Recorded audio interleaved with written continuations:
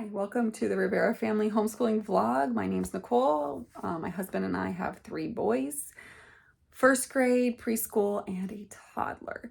And this is our homeschooling channel. Today I want to talk about, kind of give a mid-year update and talk about some new things we are going to be adding and some certain things we're going to be changing about what we've been doing in our curriculum. We love classical conversations, which we started in a group this year, although we've been doing the memory work. This is our 3rd year doing the memory work, but we actually joined a group this year. And we love our Mount Media curriculum.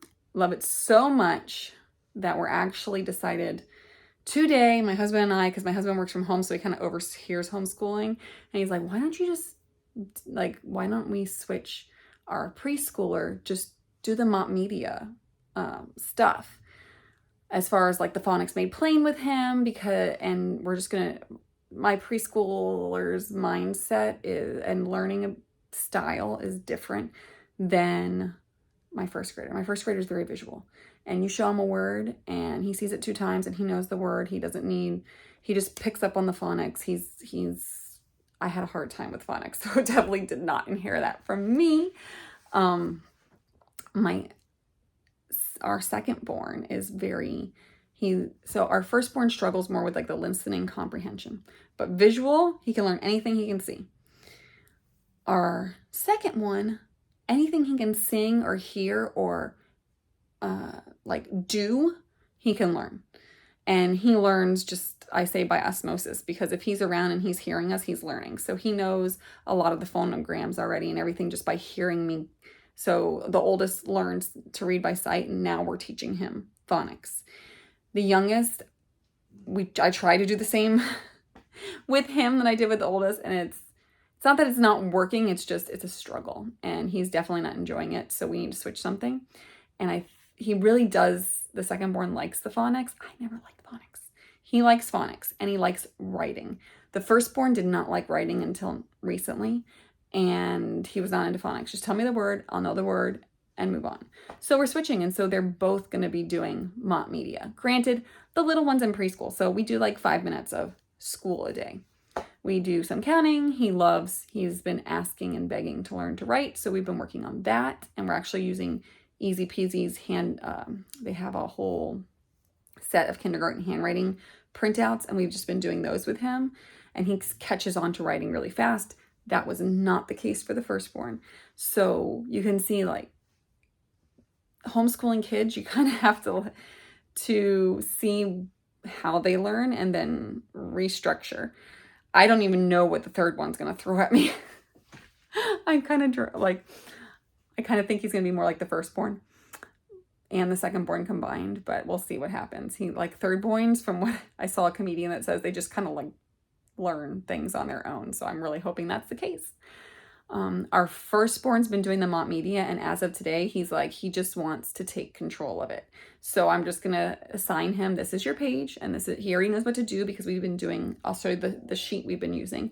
We've been doing the same system every day, so he knows what's expected of him, which is very important for boys. They do very well if they know what's expected of them, and then they can just execute. And he does very well if I don't have the book, if I hand it to him and say, this is your page, get it done, here's a timer.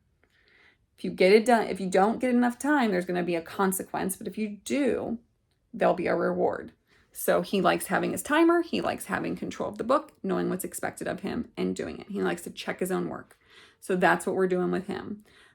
Obviously, the secondborn can't do that because he can't read yet. But he really, really, really wants to learn handwriting. So we're going to incorporate the phonics with the handwriting, which Ruth B. Chick, in her guide to the McGuffies, talks about using the handwriting and the phonics made playing cards to teach the phonics before they ever start reading. So we're going to do that with him. And I think that that's going to work better, but I will update you probably at the end of the school year if that actually works. I'm not super, super like pushing him to do school. If we do school some days, great. If not, then not. Next school year, I'll probably be a little bit more like, we need to do school, because he will be officially starting school. This year, I'm just like, you're curious, you want to learn. Let's see how far we can get to make it next year easier. Because I found with my firstborn, the fact that he was obsessed with ABCs and he loved reading. The fact that he could read by the time we started official homeschooling, it made life so much easier. So if I know a lot of people say, even Ruth Beachick pushes for more of like teaching them later to read. And I'm not saying she's wrong. I just find that it makes it easier for independent learning, which is what I'm trying to get the kids to because we have so many littles and it's hard for me to have to sit there and do everything with them. To get them independent, they have to be able to read. And even Ruth says, once they learn to read, they can read to learn. And that's the whole classical method, using real books to learn. It's also a Charlotte Mason method. So that's my goal. If we can get him reading by like official kindergarten year, like reading enough to be able to follow instructions and stuff whenever he's given instructions. I find boys do much better when I'm not like standing over them, telling them what to do, but I say, this is the assignment, this is the goal, execute. And they love doing that. So let me show you really quick some things that we have updated and changed. So at the beginning of the school year, we had pages that I had printed out from Christian Book that were like a homeschool planner. And those I would write in all the time. But once I kind of figured out what we were doing, I just put this in Google, like a Google Doc. And I just have this printed out and I write in like in any little details. So we start off our morning with our prayer and pledge. GOG means Generations of Grace, which is our family devotional from church. We are getting ready to switch that to, we're going to be starting in the new year, the biggest story curriculum, which comes with the biggest storybook Bible, and it comes with memory verse cards, 104. I'm super excited about this. This is a Christmas present, so we're at my parents' house, and they got them a bunch of homeschooling stuff, so I figured I'll pull it out. I told my mom, I'll pull it out, and I'll put it right back, and you can wrap it. I'm like, I just need it for a video. So it says 104 Bible lessons for kids. Help children understand God's plan to redeem the world through his son, Jesus. 5 volumes of lesson plans, 1 coloring and activity book with games for each story, ideal for kindergarten through 5th grade, which is perfect for us because that's our 2 oldest will be right around that age. When we start, even if the second's pre-K, second-borns tend to pick up on things faster than firstborns, so he's kind of already capable of some kindergarten level stuff. And he's super interested, which makes it best to start when they're interested. Teaches us on the Pentateuch, history, poetry and prophets, the Gospels and Acts, epistles and Revelation. Enough lesson material for 2 or more years. Created by pastors, children's ministry workers, and content creators. Downloadable coloring pages, activity sheets, craft templates are also available. I also found that the boys pay best attention during Bible time if they have a coloring page or an activity sheet to occupy them, to get them, because they need to move. Boys need to move while they're learning, and that lets them move their arms while they are listening and paying attention. So this is huge. This is an awesome curriculum. We already have the Storybook Bible at home and the memory verse cards to go with it, 104 memory verses. So this is going to be a 2-year curriculum that we are hoping to go through, and probably more than once, because once the toddler gets older, it's great. Honestly, I was reading a little bit and I was learning things. It is definitely a reformed mindset curriculum. So they say that in the introduction. So if you're reformed, this will be the way to go. We are also, I brought this because we are getting ready to start our history of Christmas next week.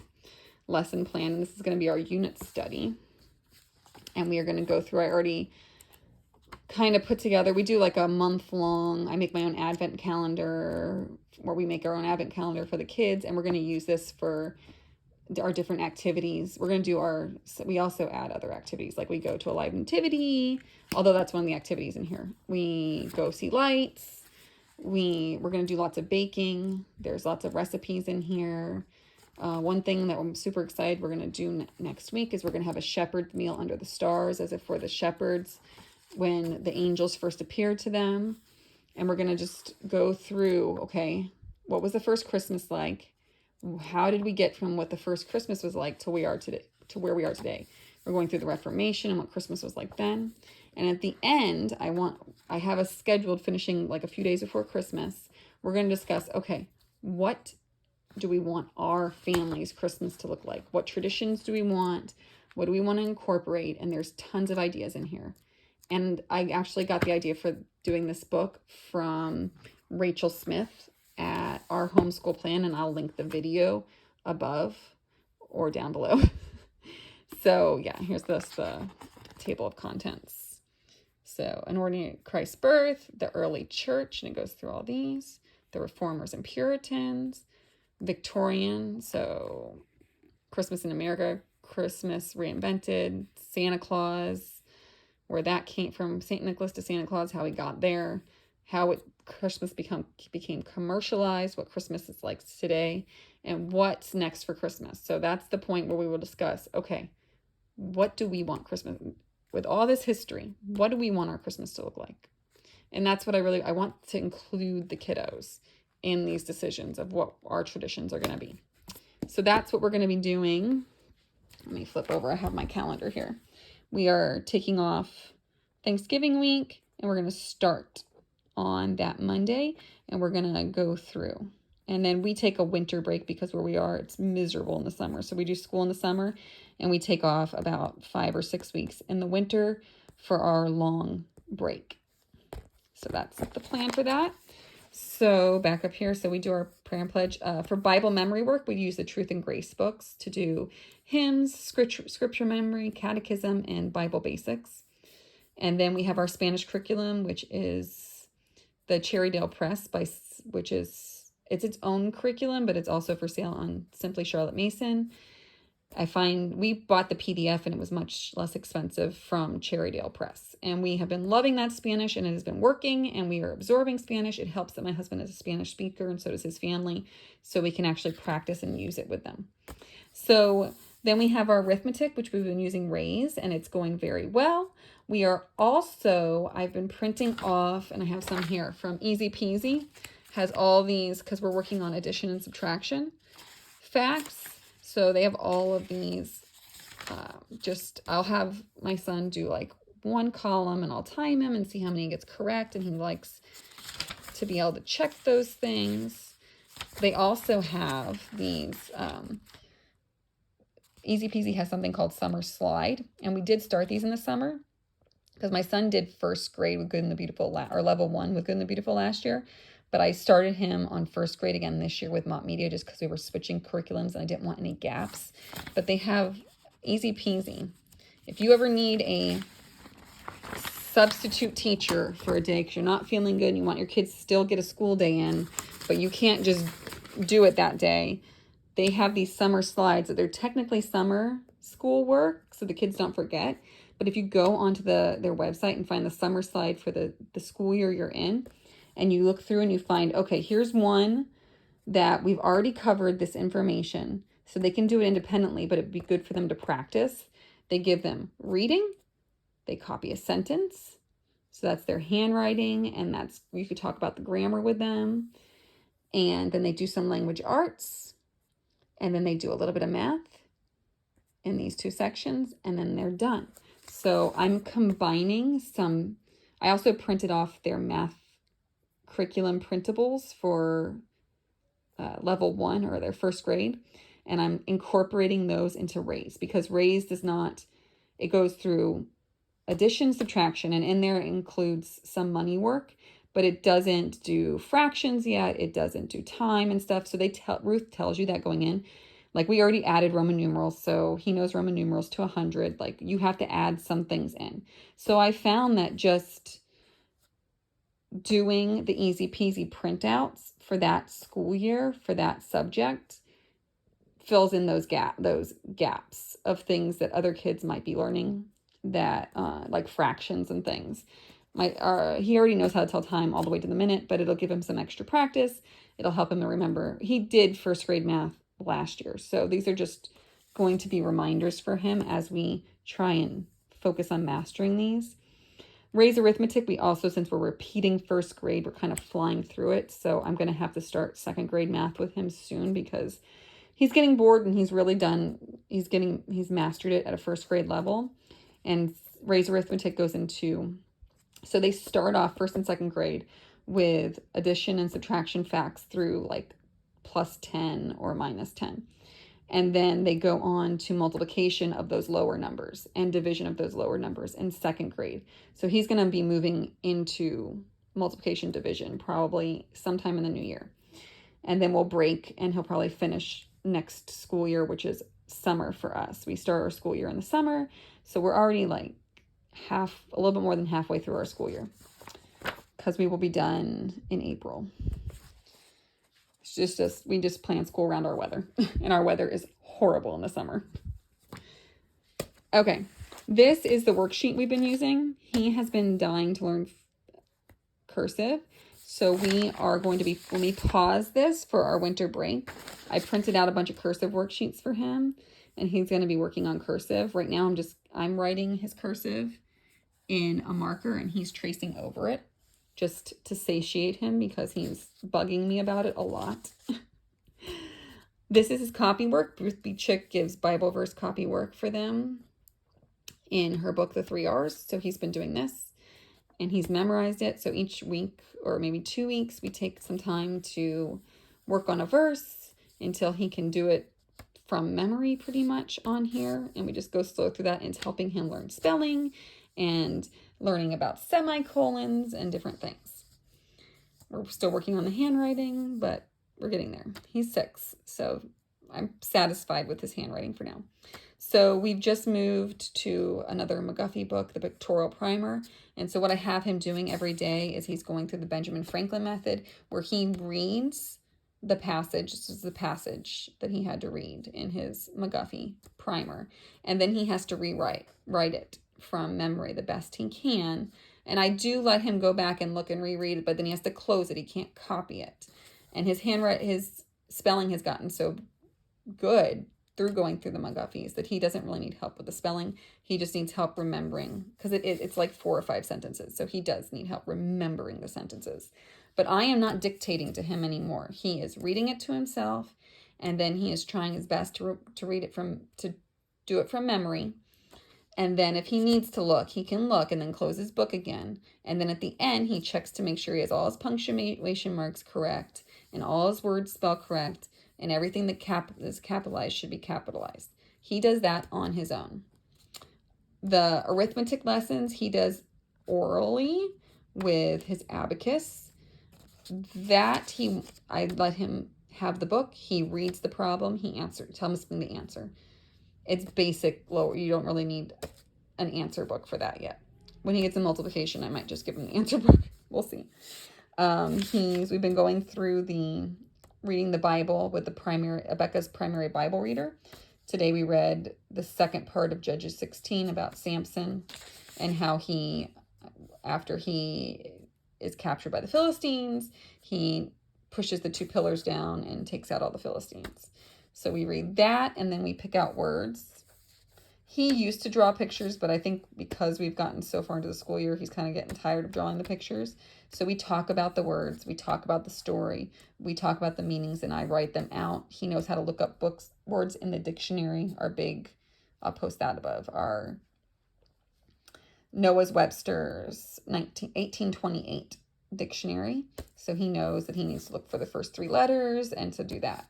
But because we're so far into the school year and we are pittering out, I'm just having some grace on him, and we're not doing the pictures. Mama's writing the words. We're talking about the words. We're talking about the story and how they relate to the gospel. We talked about repentance, because Samson repented of going his own way and decided to go God's way. And it helps us to have those gospel conversations and to define words and talk about words. Tonight, when we go home, I usually read to him from Little Pilgrim's Progress, and he'll draw the next picture. Haven't done that yet because it's daytime, and we're taking a little break at Nan and Pop-Pops. So then I have the primary Bible reader. That's from Becca, and the dictionary time. I don't necessarily go in order. I kind of change the order up each day depending on how things are going, and I give him breaks in between. So he'll do copy work and arithmetic, then we'll take a break. And then we'll do some of the phonics made plain and his McGuffies, and then we'll take a break. And then we'll come back and do the primary Bible reader and the words, and we'll take a break, and we'll work in some of our CC memory work and take a break. And then at night we do our read aloud and drawing time. So one thing, so this is what I've been using, but I'm getting ready to change things up a bit. And this is our new one. So our boys, today was house cleaning day. So for house cleaning, they have this task list of things they can do to earn pennies, because we do a penny system. And they have different jobs. And today they did windows and mirrors, they mopped the floor, they vacuumed, they wiped the kitchen cabinets, they actually scrubbed the toilet. They did a lot of little jobs. So they're going to get that, but it's part of their education, because house cleaning is a life skill. And I don't want their wives to come to me one day and say, why does your son not help around the house? Especially when their father is very helpful. So I want to make sure that they know how to do these things. They know how to scrub toilets. They know how to wipe down a kitchen. They know how to mop. They know how to vacuum. They know how to make their beds. They do not leave their dirty clothes anywhere. They know to put them in the laundry. They know how to fold things and put them away. I don't want to hear that from my future daughter-in-laws, that they don't know how to do stuff, because I'll be like, they totally do. So I've built into here like CC group day. We only do our morning time, which we don't do before CC. We do after CC. Like prayer and pledges we do with CC, Bible, and the stuff we'll have to do when we get home. But that's it. That and read aloud is all we're doing on our CC days. And then we are a part of another co-op on Fridays where we do PE together. And I've learned when we come home from that, there is no way we are getting through this without groaning. So I'm like, okay, we're not going to do that anymore. We're going to come home from Saints PE and we're going to do something different. We're still going to do school, but it's going to look different. We got the Scribblers curriculum. Also Christmas present, so I have to return it. But since I'm here, I'll flip through. This is Scribblers. This is new. It's from Classical Conversations.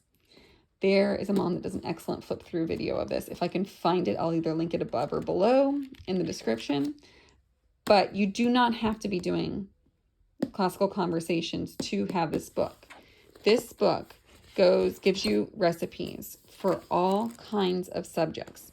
All your science you can do science out of here. Latin. I was super impressed because they even give you like a Latin blessing for when you're doing, here we go, Latin blessing. And you can learn the Latin blessing of bless us, O Lord, and these thy gifts, which we are about to receive from thy bounty through Christ our Lord. Amen. And we can learn that. Because right now we're learning with CC John chapter 1, verses 1 through 7 in Latin. So it'll be nice to learn that in Latin. But it gives you all these as you're learning Latin, and you're learning different conjugations and different things you can go through and teach them. And it gives wonderful charts to learn from. So I'm excited about that. What else does it have in here? I'm really just going through this. Arithmetic. I was going to actually use this as, right now I'm using Easy Peasy as our supplement, but I was going to use this because it's from Classical Conversations as our supplement to make sure I'm hitting all the points that maybe Ray's is not currently hitting.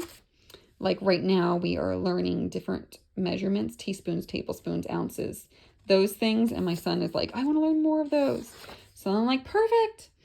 We're going to do that during Christmas, winter break and everything. It gives us a hundreds chart. It gives us, oh, this is perfect. So our measurements chart, he wants to learn this. So I can even just make a copy of this page and post it on our refrigerator. We probably need it. My husband and I, because we're always asking Alexa, how much is this? And I was going to put a playlist of all the songs from CC together, and we can start learning those, even though it's not officially the week we're on yet for our memory work. But it gives you different ideas. So it tells you suggested serving on the floor or around the kitchen table. Prep time, 5 minutes. Ingredients, a measuring chart, which is here. Cups, rulers, compass. This is exactly what my son asked to do today. So this would be perfect. thermometer, plastic building block bricks, fruit, candles, tape measure, bathroom scale, stopwatch. And then it tells you the steps. Real world measuring can ground abstract mathematic concepts in the real world. Grab measuring tools you own and make a family photo journal of measurements in your house. So he asked me today, can we measure stuff? And today was cleaning day, so it was not going to happen. This is awesome because we can do that. Here are some suggestions, but feel free to measure whatever you find interesting.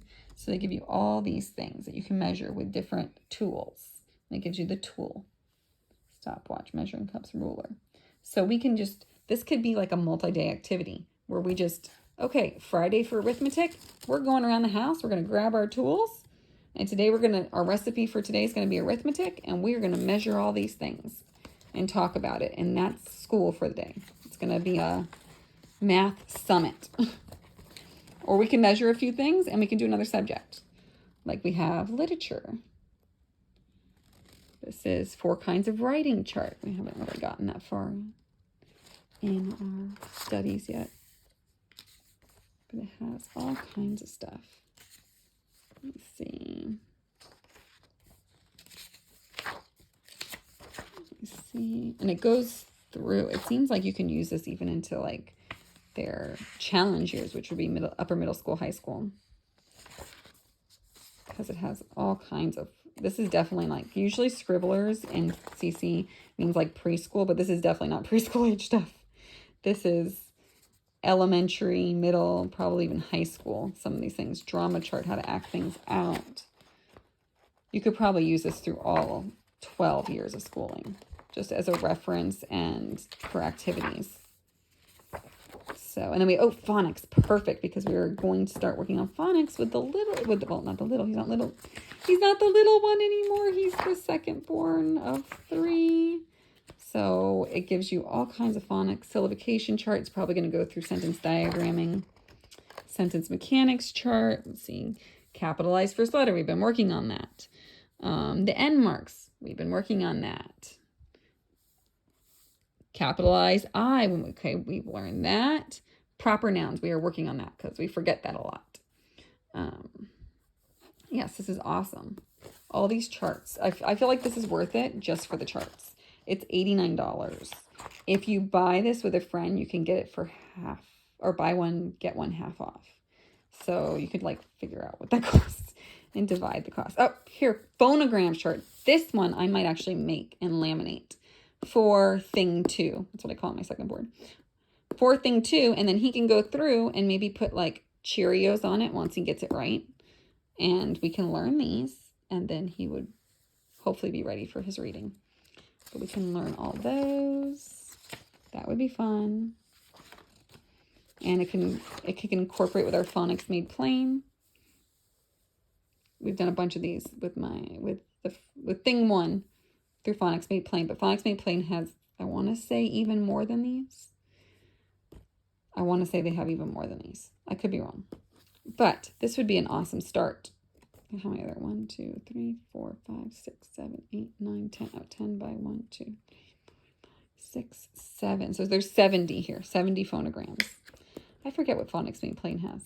I know Ruth says there's 50 to get started with, to know and to master making words with before starting the McGuffies, the original McGuffies. So I was reading that today because we're going to do that for thing 2 soon.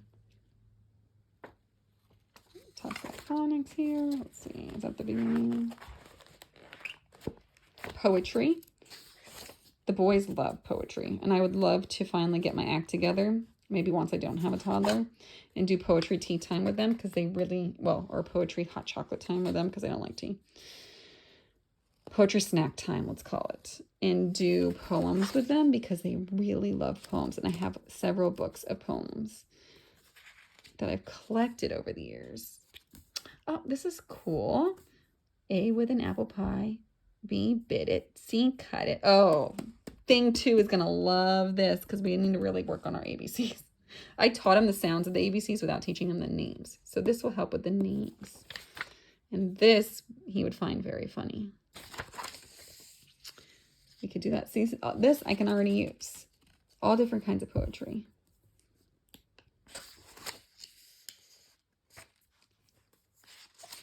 This is perfect. Oh, and some picture study. We have really loved this year with American history. We are learning, and we're back, when we go back for week 13 of CC, we're going to be doing Grandma Moses. And we got a huge book from the library of like hundreds of Grandma Moses paintings, it feels like. And we love them. So it has lots of pictures in it, paintings. So this is nice. Lots of little poems. April Rain Song. Riddle. Oh, they're going to love riddles. They definitely. They like to come up with their own little jokes and stuff. They think that's funny, even if the jokes don't necessarily make sense yet. But it's practice, you know. So this is cool. This is what it, and they even give you like, okay, and you can print this off if you're a part of CC. They have these planners that you can print. I don't know that I'm going to do that because I really like how I have this, but you never know. So the whole thing about Scribblers is to pray together, and it gives you things to do that. Play together. Read together, explore together, and serve together. And that's your daily feast. And you pick what you want out of this book to do those things. And it guides you through. And then here's your weekly menu. You pick, okay, so grammar of phonics. Do I want to do an activity, Bible, story, chart, or other? And we go down each one. So Bible, with classical education, God and the Bible are incorporated into all subjects. So that's why you see Bible in all these. So you can, grammar of reading, Bible, grammar of arithmetic, Bible, grammar of Latin, Bible. You can incorporate into all of them. So we really love the classical method. Up here's history. Lots of things we can do for our timeline. In CC, they memorize to a song and some fun hand motions the entire timeline of history. We have our presidents that we're going to be learning soon. Forms of government, our Constitution. This is so cool.